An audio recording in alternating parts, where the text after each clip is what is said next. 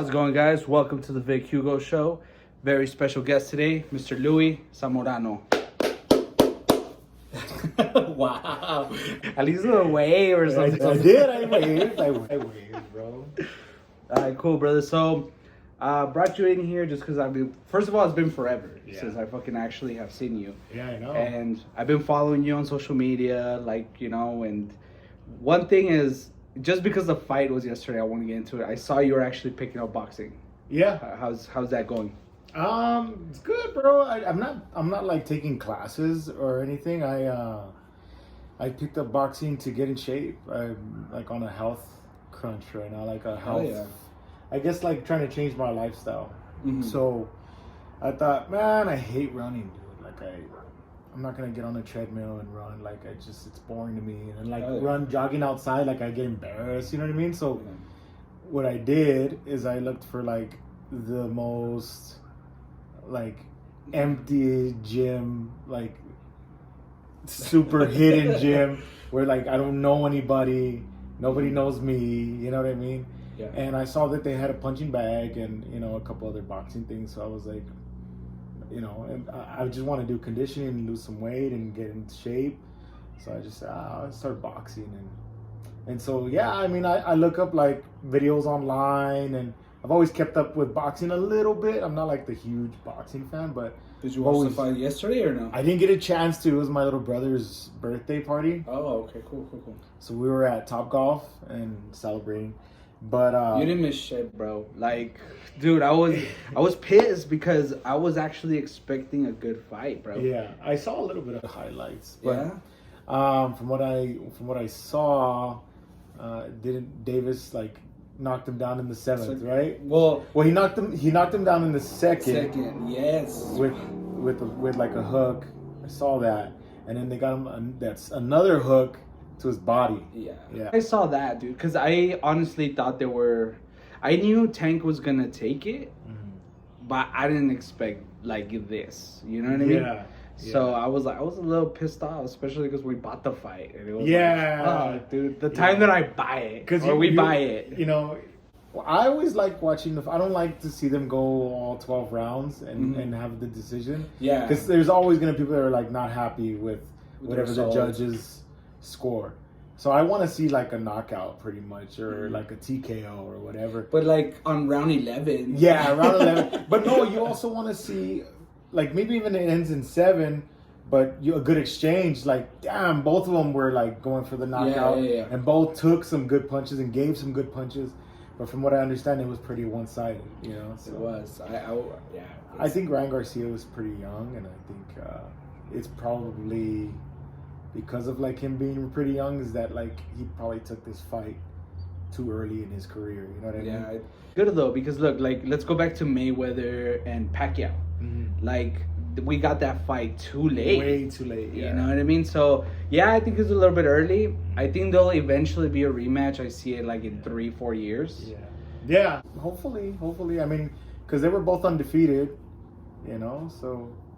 Hopefully it'll be a good fight. You know what though? It's crazy you say that, like, because I mean myself, bro. Like when I started like wanting to get more, healthy and stuff like that. Because I got pretty big myself, Yeah. And I started with boxing, bro. Mm-hmm. And it was because there was something that excited me, something that was like, oh, cool, I'm not gonna fucking become a world champion, right. But no, that's not my intention either. But it's a good like, it's gonna get me to the gym. You know what the biggest thing is too is like it's like a stress reliever. Yes. Like big, like releasing your demons because you're taking it out on the bag, or you know what I mean, or even just like the stress relief of exercising, like after a stressful day. Or even in the morning, like if you do it in the morning, but I usually do it like after work. Mm-hmm. It's like you leave everything like the work stress and the family stress or whatever at home, and then you're at the gym and you've like, it's almost like with the sweat is also going like the stress. So, like I had a problem like when I was gaining a lot of weight. I was always kind of big. When you first met me at Verizon, I was a big guy. You're fucking strong though, dude. I remember when I would say what's up to you, I'd be like, damn, it's a fucking tank. Yeah, well, I was like lifting, but I would eat terribly. Since I was a kid, I was, digging graves at the cemetery, lifting headstones. So I always had natural strength because since my dad he started his business and I, when I was like 8 or 9 years old with the headstones. Mm-hmm. So since then I was always around like hard labor. And so it's like it kind of almost like farm boy strength, I guess. Yeah, no. But the good strength. The problem with me is that I would eat like shit, like just eat terribly, and I was feeling worse and worse. Like when I was at Verizon, I think I was the heaviest. I was like 290, and I remember like just being fatigued all the time, and then and then as you get fatigued, it like affects you, like getting your prep done. Like you're too lazy to get up early to make yourself lunch. Mm-hmm. So you say, I'll just go to since we worked at the mall, I'll just go to the food court. Yeah. And then you go to the food court and you're eating Taco Bell and, burgers and all the worst things you can eat. And then you go home, and since with the Verizon, we worked late hours. So it's like you get home like at 9 and then you eat dinner. Yeah. Like that's the worst thing. Yeah. Because you eat dinner late. And then you just go to bed. You know what I mean? So all that, I was just storing all that fat. You know what I mean? Mm-hmm. And in February, I was feeling weird, like just super weird, bro. Kind of like a life changing, like a eye opener. I was feeling weak. I had like shortness of breath. I was like, I woke up feeling like that, and then it went away during the day, so I let it go. Mm-hmm. And I was like, I'll be all right. And then the next day I woke up again like that, but worse. I'm like, shit, what the hell's going on? So then I was telling my wife, I was telling, everybody, like my coworkers, and I was explaining to them like my symptoms, and all of them were like, dude, you could be like having a heart attack or some shit. Mm-hmm. And I'm like 29, so I'm like, you guys are stupid, like I'm 29, like what the hell? Mm-hmm. And so I went they just said, just go to the ER. And I'm like, all right, I'll go to the ER, just check it out. Mm-hmm. And so I went to the ER, and they run a bunch of tests. Like they take super like chest pains very serious. Oh yeah. So I told them everything. Yeah, I told them like my chest hurts. Like they didn't even let me sit down. They're like, you know what? Just go. And like they put me in a wheelchair, and you're like, what? Like super embarrassing, dude. Because but I was like, dude, like, and as soon as I felt like when I stepped into the ER and they put me in a wheelchair, like I was like, I got myself here. Yeah. I got myself here. And I wasn't having a heart attack or anything, but my blood sugar was like through the roof.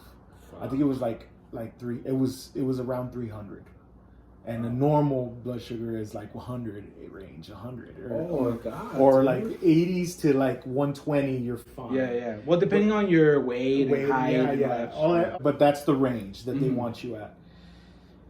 And so when they were like, you're at 300, and that's why you're feeling like this, like you're feeling weak. He's like, you could have a stroke.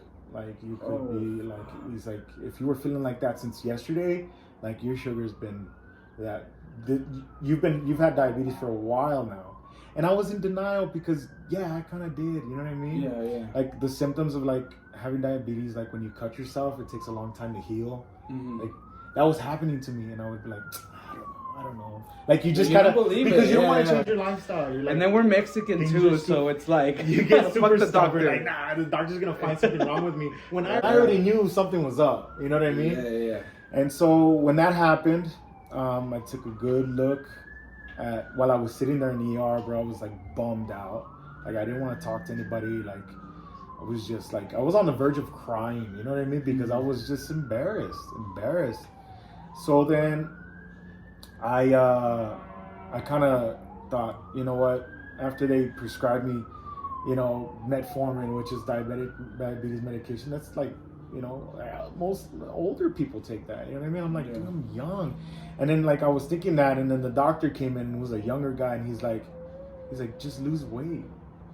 And I'm like, yeah, it makes it sound so easy, right? Yeah. And then easy solution. So I kind of like, I was like, yeah, you're right. And then another doctor came in, I guess because they just kind of like, they both follow up with you while you're in the ER. I don't know why 2 doctors talked to me, but 2 doctors talked to me. Mm-hmm. And it's a good thing that it happened, because he says, okay, let me look at your thing. And then he's like, you shouldn't have this happening. You're 29. He says, just lose some weight.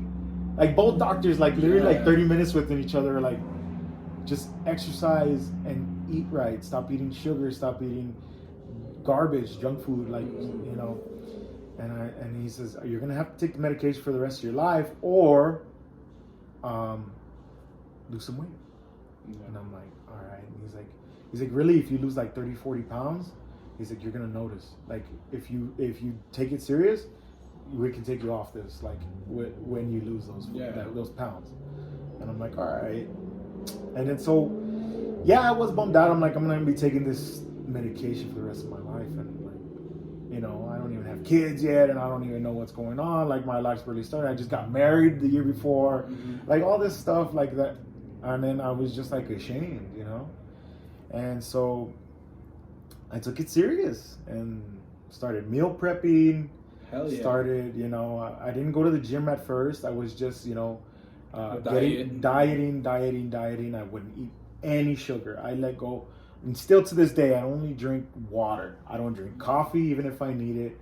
I don't drink like orange juice, apple. I don't drink anything with sugar, anything except for water. Like, literally, my cheat drink is Topo Chico, like mineral water. Yeah. Because I was like, let's just get strict. And so since then, since February, I've lost, I'm now 235, 236, around there. Oh yeah. So from 270 where I was, because I was 290. That's a huge difference, man. 290 in Verizon, and I lost like 20 pounds like within those last, because I've been out for like 4 years. So like 20 pounds I got off. And then yeah, so 270 to 235 is where I'm at now. So what's the goal? Where do you want to get? I don't really have a goal, because I was mentioning, I did kind of like, I never really thought about it, but I was talking to my wife and I was telling her, you know, I'll get down to maybe around the 200 range. I have a big head. I've always had a big head. So I don't want to look skinny, because then I'll look like a lollipop. And I want to do that, like walk around like Mr. Mackey from South Park. You know what I mean? And so I was like, nah, I don't want to look thin. So like when I get to like 200, I'll start lifting again. I'll start, you know, putting on muscle and doing that. Like right now, I'm in good running shape. I can, like, you saw, like I was hitting the bag. I can go like, I started off and I could only do like 2 rounds. Yeah. Now, just today in the morning, I did 7. Hell yeah. And I broke a sweat, but I was like, I wasn't out of breath. I wasn't dying. Like, I literally did 7 rounds. I took a breather, and then I got on the bike and did another 2 miles. You know what I mean? So yeah. I'm in way better shape than I am. So. Well, it's a discipline, dude. So look, like I had something like that happen to me as well, right? So it was like, oh fuck, all this shit was going wrong, and it was like, you realize like it's on me, bro. Like everything is on me, right? And just like you, where it's like you realize like I have to do these changes, I have to step up, and I have to do this. And now, bro, it's fucking like it's just discipline. Like now it's like I have to go to the gym in the morning. I have to no, I cannot fucking go do this. I have to go to the gym. And you the discipline is cool, like when you have it. Yeah. But it's the people around you, the influence. Oh, dude. Dude, like it's hard because you have your own mindset that you're like, you know what, diet, water, just, you know, burn this many calories, like whatever. And then you have like your friends like, dude, let's go. Hey, let's go have a beer, bro. Yes. Like, let's go get some food. Let's go. And they want to eat at like a restaurant that's like Wing Daddies or shit. Yeah. Like deep fried chicken or whatever, deep fried like French fries and like shit that you shouldn't be eating. Yeah. And so you're like, not on the daily, bro. And I was eating that shit on a daily, like bad, bro. And it's like I was on that bad routine to where it was like junk food, fucking fast food. You super complacent is what it is, right? You're just like, this is the easiest thing. Like just DoorDash something, just Uber Eats something. Like let's just you know. And a lot of it to blame is, not to blame, but my excuse was, I'm so busy at work. Like I have so many things going on that I can't cook, or I can't go look for something healthy. Like just order McDonald's, just order pizza, just order, you know, and I'll eat that, and I'll eat a burrito or whatever because it's easy. But even the mindset, bro. The mindset that you just realize you caught yourself. Mm-hmm. You were like, no, not the excuse.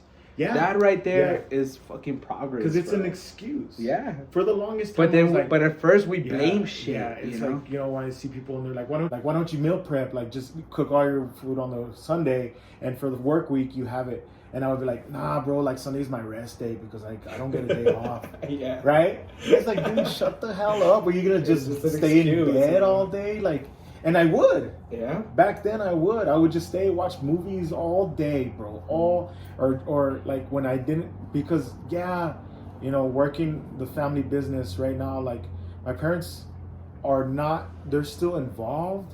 Mm-hmm. But the day-to-day stuff, the everyday thing, the sales, the customer service, the production, which I'm also carving headstones, engraving headstones, installing them. So elaborate a little bit on that, dude, because I know after Verizon, that's the way you were heading, right? Yeah. Taking over family business. I don't know if that's... It didn't work, like, it wasn't exactly my plan. Uh-huh. Like, when I was at Verizon, I was still helping out at my parents, like at the headstone place. Yeah. We were making headstones and stuff, and so whenever I would have a day off or whatever, I would go help, see what they needed, or go to a cemetery and work a funeral, because we do a couple different things. Mm-hmm. So my dad started doing funerals since he was a kid. He worked at Concordia Cemetery.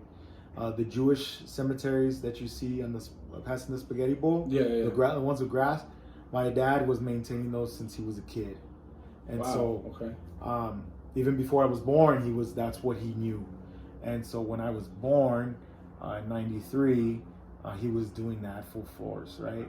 Just the cemetery maintenance and the funerals and digging of the graves and all that. Mm-hmm. And in '99, he always wanted to have like a business that's actually his. Like, he's not just maintaining cemeteries. And so in '99, they opened up the headstone place. And I was like 8 years old, 7 years old, or whatever. And I would, a family business is so crazy because both my mom and my dad were working there. So you don't spend time at home. They take you to the office. Yeah. You know what I mean? On the weekend, you're not like watching Saturday cartoons. They're like, no, we got to go work. So, you get here and take out the trash and vacuum. So I learned all of that stuff, and the headstones and things like that, and funerals and cemetery maintenance and cutting the grass, digging of holes, carving of headstones. And you guys make some badass ones too, dude. I remember you showed me a couple pictures, or even the stuff that you post. Yeah, like I'm like, dude, I didn't even know you can do any of this stuff like on a grave, on a headstone. I'm sorry. Yeah, well, it started that part. I always wanted to learn how to carve headstones because we carve by hand. It's still old fashioned. We lay down a stencil, which is like a rubber stencil, and I pretty much lay down a paper stencil, like almost like a tattoo artist would lay a stencil on your arm. Okay. And then like how he would go with the needle, I would go with an X-Acto blade and cut out places that a sandblaster is going to engrave. Oh, fuck. Dude, and so intense, bro. It's a lot of precision. Yeah. It's a lot of precision. It's a lot of steady hand focus. Now it kind of feels like second nature, but as a kid, I learned from a few other people. I was pretty much an apprentice to a couple of the other guys that my dad had working there. I would set up the headstone, bring it over, put the stencil down for them, kind of like an apprentice at a tattoo shop does. Yeah. And I would watch them. I just sit there and watch, and I sit there and learn and say. And in my head, all the time, I was like, I could always kind of draw a little bit, but I wasn't like a badass artist. You know what I mean? And I would always think like, no, I don't have a precise hand. Like, I can't. I'm not artistic enough to do that. And there was one time, there was just this one guy that took me under his wing, and he's like, why not?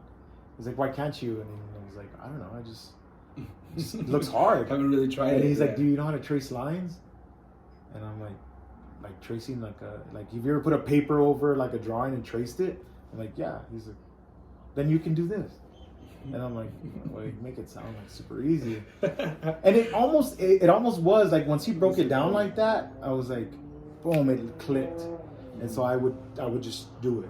And the first ones aren't as like, they were sloppy, but I wasn't working on like clients' headstones. I was doing little projects. I would work like on a little tile for a friend, or different. We also do like little monuments, like if you guys did the El Paso High one, right? El Paso High, yeah. So a lot of my carving started because of El Paso High, because it was a giant order, 500 and some tiles. Dude, and I hadn't seen it, but I one time I went. I don't know what the hell I was doing there. Yeah, but you're opening the yearbook again. No. I went. I don't know. I probably want to go run there. Yeah. And then I remember you had told me, so I was like, I'm gonna go check it out. And I saw it, dude. It looks badass, bro. Yeah, like thanks, I was man. like, oh Thanks. shit, Yeah. this looks fun. It looks fucking like luxury. I don't even know what do you call that? Like, what are they? They're ceramic tiles. I mean, like, it's like, when you buy tile for your house or for your patio or for whatever, we literally bought those tiles. And I was like, and we were thinking, and I don't know who came up with the idea or how it came to be, but we're like, well, if it works on granite and marble, why wouldn't it work on a ceramic tile? You've heard people sandblast windows. Why wouldn't it work on a tile? So we did it and it worked. So we're like, all right, let's do it. And so we had a couple other projects with Isleta and different places that did bricks.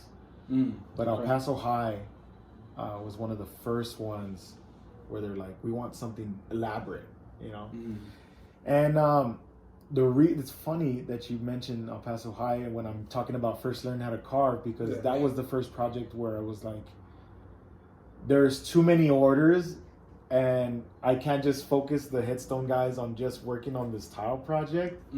That it's like, you need to figure out a solution. You need to just carve it. And it was literally like somebody put like the fire under my ass, like, you either do it or you're gonna like disappoint a shitload of people that have made orders. You know what I mean? Yeah. So I would that's how I learned how to do the graphic design on the computer, because one of the guys had been carving there for a long time and doing the designs, he just quit. Like, he left the business. One day to the next, he just didn't want to come back. And I didn't have time to think about like, what the fuck, and why'd you do that? And it was just like, oh shit, I have so many orders, and like, this dude is not coming back. Like, right? Yeah, you have to step up. Yeah, so I was like 16, 17 when that happened.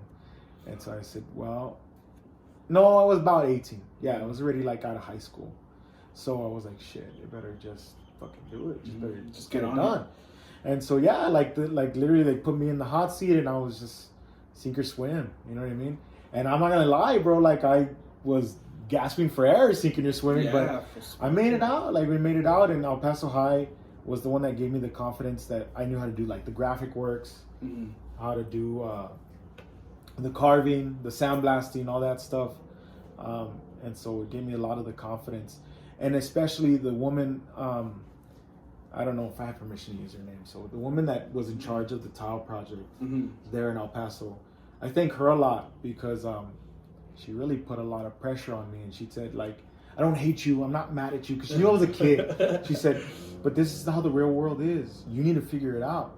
I don't need to hear your excuses. I don't care if this guy didn't show up to work. If this guy, you roll your sleeves up. And she really like, oh shit. She gave me, she was a teacher. She was a teacher for a long time, retired. And so she had that like teacher in her, like, you can do it. Just do it. Yeah.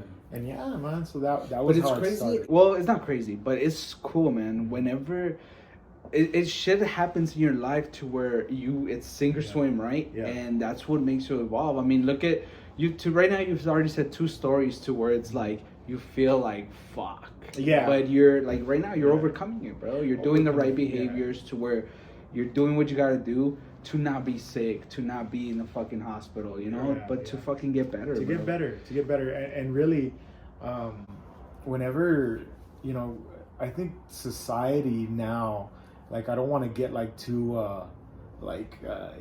philosophical or anything, but no, do it. But I feel like society now, like, when you get on Instagram or you get on Facebook and you get on like any social media and you're watching your friends, the pressure's on, because you only see the good things. Like people only post the good stuff when they're on vacation in the Bahamas. Oh yeah. And you're like, how did they get there? Like I'm behind on my bills. You know what I mean? Mm-hmm. How the fuck are they in the Bahamas?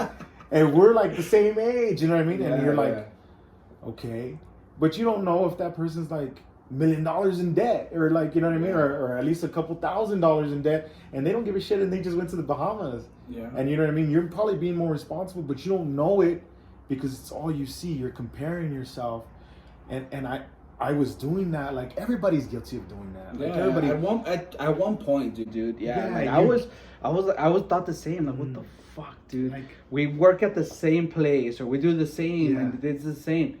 But dude, that's that you don't want to fucking fall into that rabbit hole, bro, because you're right. You don't know what the fuck anybody's going through. You and people are only gonna post the good things that are happening. You know, you have your outliers that post like their personal stuff that they shouldn't put up there, right? Like their problems.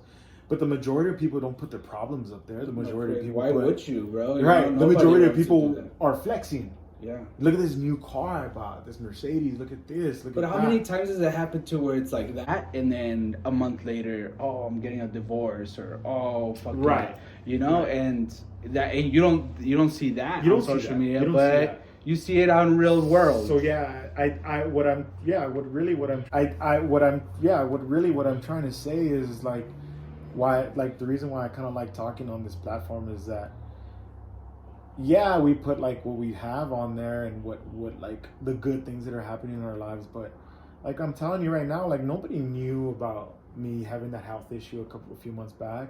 Mm-hmm. I'm not gonna post that, but I'm posting like working out because I'm like, well, if somebody will see it and they're like, well, Louie used to be like a big fat dude like that would never work out, then I'm gonna try to work out, and if it helps somebody, then cool. But really, I'm kind of doing it to keep myself honest. Like, I'm showing everybody else that I'm working out. And that's the last thing that I want to do is, like, start working out and post myself at the gym all the time. And then you see me 6 months later and you're like, dude, you're still... I thought you were working out. You're working out, but, like, you're fatter than I saw the last time. You know what I mean? So a lot of people do that. Yeah, a lot of people do that. They post, like, a goal or whatever, you know? And then, because it holds them... accountable to the people that follow them, that do anything else, and that's cool. I mean, I wouldn't go that route. Just I'm trying not to post at all, bro. First of all, I used to post like my kids and having a good time or whatever. I stopped doing that just because there's a lot of fucking crazy people out there, bro. People know what you have, people know where you live, like, because a lot of people don't think about it, but social media is like just you're letting people into the front door. You know what I mean? If you're posting outside in your front yard and somebody's like, I know where that's at. Yeah, exactly. And then the next post is like your flex because your Mercedes that you just got. Well, guess what? That dude just connected the dots, and he's gonna go to that place that he recognized and possibly steal your shit. You know what I mean? That I'm being exaggerative and I'm making but that's a possibility. Or somebody you don't like, or somebody that doesn't like you, you let them know, here, I'm here at this party or whatever, and they might pull up, you know what I mean, and kick you're on vacation, bro. You're on vacation. Oh, I'm fucking, Cabo and doing this. They already know where you live. A criminal mentality is like his house is empty. Yeah. That's a criminal. And look, I used to work. I did home security for a while. Yeah. And that was a huge thing, bro. That was a huge thing to where. Yeah, like, I posted this on social media, and I was in Cabo, and somebody broke into my house. So somebody you know. It's dude, somebody you know them. Yeah. Somebody that was on your social media. And that's the thing is, like, if you're trying to change your life, what worked for me, it's not going to work for everybody. What worked for me is, like, I'm not going to compare myself to the person that's doing really successful. If anything, I might reach out and be like, hey, how did you do it? Show me. So that's another big thing, bro, is humbling that ego, right? Like, ask, hey, bro, what do you... And you know what? I've been doing that a lot, bro. I've been doing that a lot. I mean, I've been doing my show for about 3-4 months already.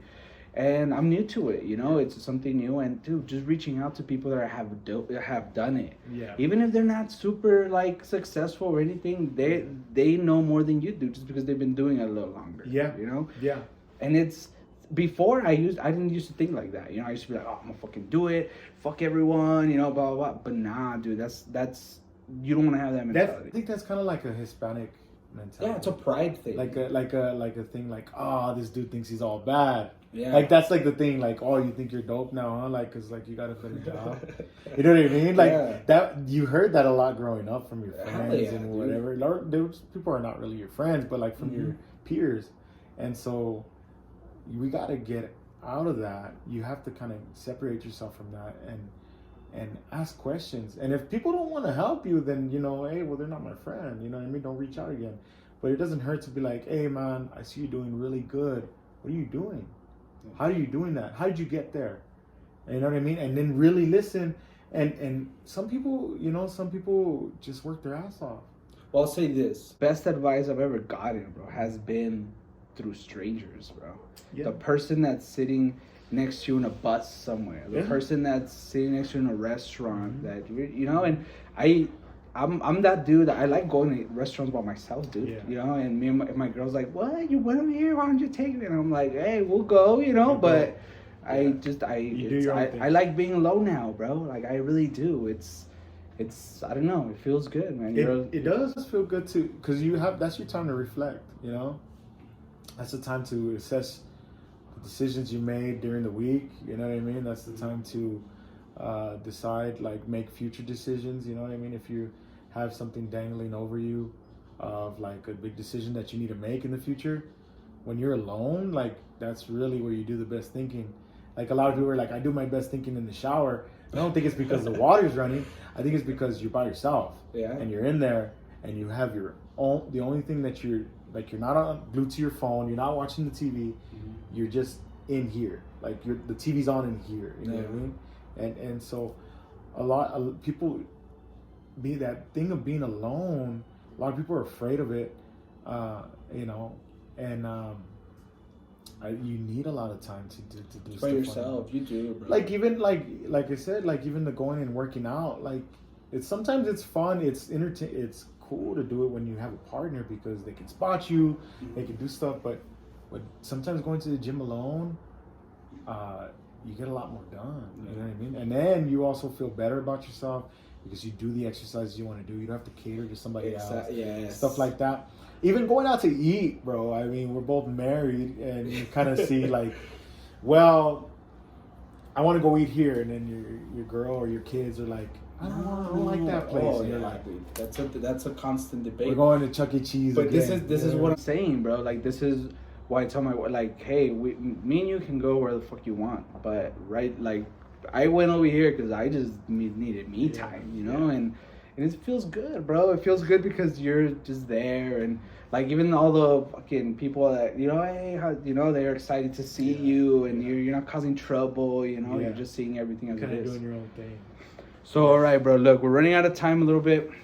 Just because you're joining the boxing club. Okay. Top 5 boxers that you can give me. Your favorite boxer. It doesn't have to be the best. Just your favorite 5. My favorite? I have to rank them? Nah. Just however. Okay. Because I feel like, not like fucking somebody like Canelo's not going to be watching this. You know? Maybe. Or is he? Yeah. He's learning English now, so he's evolving. So it's possible that he might. You know what I mean? I think Canelo's one of them because he was in, like, my younger years until now. Like, I got to see him. Mayweather, even though he's got a lot of haters, he went 50-0 or 49-0 if you don't count the McGregor one. And he was just dominant. He was just great defensive guy, counter punches, the jab that, like, nobody else has. So that's 2. My all-time favorite is Mike Tyson. Because as a kid, like, watching him growing up, like, he was just powerful. He just had power. He's fucking, dude. Like, you can see it, and then, you can see him in his eye, like. And then he was scary. Yeah. Because he had, like, the weird voice, but, like, he would just kill people in the ring. You know what I mean? So you're like, there was just, like, a creepy thing about him. You know what I mean? Dude, there's this interview that I saw. He bit somebody. I love tough guys. because I like showing them how tough they really are. And Yeah. I'm like, whoa. Yeah, or like best quote is, I think it's from him. I hope it's from him. But he says, everybody's got a plan until they get punched in the face. Yeah. Or no, the social media one. Everybody got too comfortable with talking shit on, but because you don't get fucking hit, bro. Yeah, and that's yeah. true. That's true. Yeah, yeah. So Tyson is like for sure all-time favorite, all-time. Okay. Even though like he's not in the ring. Yeah. And besides the Holyfield fight, other than that, Holyfield's a bad boy too, bro. So yeah, so Holyfield is also one of my favorites, and one of the main reasons is because when I was real young, I told my mom, I was like, I've never seen a boxing match live, and so she took me to see Holyfield when he came to El Paso to fight. Oh, he was shit. already older. He was pretty yeah. much at the end of his career, but I saw him, and I remember seeing him knocking some dude out, like pretty good seats, not like front row but like good seats where I just saw like the sweat like fly off, and like that stays with you, right? Yeah, so hell yeah. Holyfield is one of my favorites too. All right, that's four. One more. You know what? I think those are like, as of recent, like the Tyson Fury. Oh, I've always kind of liked him because he's just like, he doesn't look like a big time athlete, but like he's smart. Got punch, bro. He's got the punch. He knows how to evade. Like he's and the then best. He's been through a lot boxer. too, bro. Yeah, because he had like the drug problems and you know what I mean, all the depression and all that stuff, and he bounced back, and that's pretty cool story. Yeah. Even like the bounce back against the Wilder, where he was like he rose like the Undertaker. That was like the weirdest. Dude, thing when it ever. was licking his blood, bro. Oh, yeah. Like that's some Tyson shit right there, and that. Thing When it was ever. licking his blood, bro. Oh, yeah. Like that's some Tyson shit right there, and So that's a good list. Yeah, Super yeah. good list. I left out like Ali, and I think because I It's think expected. that goes without saying, Yeah. you know. But yeah. I think those are my personal favorites. Not the best guys, but my personal favorites. Yeah, for sure. All right, so we're gonna cut this to an end. Social media, your business. Tell people where they can reach you. Yeah. Social media. I'm on Instagram. I'm on Snapchat. I think all of them are just like Louie Zamorano. I don't think I have like a weird. What about your like business? My business? Your headstone? So the business is Zamorano's Monument Company. Okay. And it's zmonument.com. And we don't just do El Paso, we don't just do the Concordia, we do all of this region. Like I've been as far as Presidio, Texas. Oh shit. And we've gone as far west as like Albuquerque, and like I think even further than that. You know what I mean? So Okay. we even ship them. I've shipped one to Hawaii. I've shipped one. Oh So shit. we're pretty extensive. We do all types of monuments, and not just headstones too. We do monuments. We do refurbishing of bronze statues. We do refurbishing of I was just at the plaza last week, refurbishing the engraving there at the Plaza Hotel. We did that. So we do a lot of pretty much anything that has to do with engraving. Onto stone or onto bronze, onto marble, like we do it, and we keep our prices pretty competitive. Yeah, I mean it's not ever cheap to do this, and it's not ever easy to do it, but we don't. We look at everybody else's pricing and we try to stay around that, and whenever we can, we try to beat them. We try to beat the price. So yeah, I mean we're. All right, there it is. Yeah. They will beat the price. No, we'll try. We'll try. All right, brother. I want to thank you once again for coming by. Yeah. See you later. Tune in next time.